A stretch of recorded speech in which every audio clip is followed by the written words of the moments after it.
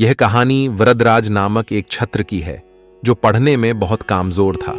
सब उसे मंदबुद्धि कहते थे, लेकिन उसकी जिंदगी में एक बहुत ही अनोखी बात सामने आई और वह बच्चा देखते ही देखते विद्वान बन गया। इतना ही नहीं, उसने संस्कृत में कई ग्रंथों की रचना की और दुनिया में विद्वान वरदराज के नाम से मशहूर हो गए। तो आइए जानते हैं। तो दोस्तों, एक लड़का था, उसका नाम वरदराज था। वरदराज पढ़ने में बहुत खराब था। इस कारण सभी लोग उसका मजाक उड़ाते थे। कोई मंदबुद्धि कहता था तो कोई मूर्ख कहता था। उसके सभी सहपाठी जो उसके साथ पढ़े वे आगे की कक्षा में पहुंचे, लेकिन बालक वरदराज एक ही कक्षा में कई वर्षों से पढ़ रहा था। उसे पढ़ाई में समझ नहीं आया था। उसकी बुद्धि खराब होने के कारण गुरुजी भी नाराज रहते थे। उस बच्चे को कोई भी पसंद नहीं करता था। वह आज जो भी भूखा था उसे कल भूल गया था। अंत में उसे स्कूल से यह कहकर निकाल दिया गया कि वह पढ़ाई में असफल है।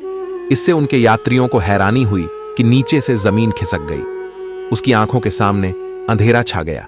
उसका अपना भविष्य धुंधला दिखाई दिया। भारी मन से उदास वरदराज विद्यालय से निकल गया। उसका एक कदम मानस प्रतीक हो रहे थे। दुखी मन से वरदराज घर की ओर बढ़ रहा था। उसके मन में सैकड़ों प्रश्न उठ रहे थे। दोपहर का समय था, सनसनाउट तेज धूप समय बालक वरदराज को प्यास लग गई। वरदराज ने अपने आसपास देखा। दूर से उसे एक कुएं नजर आई। वरदराज उस कुएं के पास गया। वरदराज जब कुएं के पास पहुंचे तो उसने रेशम के युवाओं को बार बार घिसने से कुएं के पत्थर में निशान मिलते देखा। वरदराज को बहुत आश्चर्य हुआ। उसने बहुत ध्यान से देखा और उसी समय उसके मस्तिष्क में बहुत ही अनोखा प्रश्न आया। उन्होंने आपसे पूछा, जब इस रेशम की पत्ती से बार बार की दुनिया पर बार बार कोशिश करने का मौका मिला तो क्या मैं बार बार कोशिश करने पर भी नहीं लिख पाया? वरदराज घर नहीं गया, वह स्कूल लौट आया और उसने अपने गुरुजी से कहा, गुरुजी, आप मुझे पढ़ने का एक अवसर देते हैं जिसमें आप निराश नहीं होंगे। गुरुजी के सामने पहले वाले वरदराज खड़े नहीं थे। आज उनके चेहरे पर एक चमक थी। आत्मबल मजबूत दिख रहा था। उनके चेहरे पर एक झलक थी। गुरुजी ने समझा वरदराज को एक और पढ़ने का मौका दिया। उस दिन के बाद वरदराज बदल गया। उसने पढ़ाई में ध्यान देना शुरू कर दिया।